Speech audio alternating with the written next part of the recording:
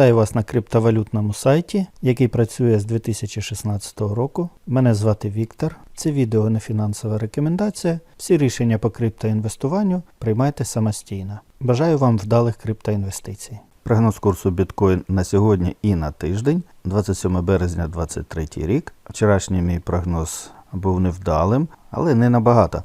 Я продовжую очікувати на зниження і вихід з оцього плато, на мій погляд, буде вниз. Сьогодні понеділок і я починаю з глобального таймфрейму. Дивіться, яка була минулого тижня велика зелена свічка, яка має напрямок до цієї лінії 30. Але я продовжую думати, що це зростання повинно, як і минулого разу, пройти якусь фазу консолідації пару тижнів. І цей тиждень, гадаю, буде одним із такої фази, з невеличким зниженням. Отже, на тиждень моя думка, гадаю, зрозуміла. Денний графік. Тут приверну вашу увагу до індикатору об'ємів. Подивіться, стрілка відмітив, після зростання який спад об'ємів торгів. Тобто ринок застряг у флеті.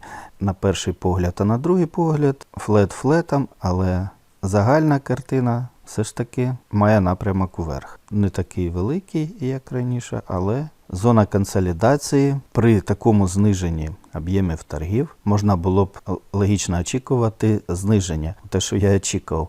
Але покупці доволі сильні і тримають цю зону наверх навіть. І графік CCI подивимось. Приблизно такі фази я відмітив лініями. Це раз з червоної зони індикатор вийшов і має напрямок вниз. Минулого разу, коли таке було, курс доволі сильно знизився. А позаминулого в цій самій фазі було, бачите, продовження зростання. Тому на 100% ми не довіряємо ні одному індикатору, тим більше всі індикатори працюють по принципу обробки інформації минулих фаз. А всі наступні фази не можуть повторювати минулі, тому що кожного разу новинний фон може вносити корективи. Тому на денному графіку я бачу зниження індикатора CCI вниз до зеленої зони накопичення. Тут, на мій погляд, максимальний рівень 24-25 зниження, хоча може бути і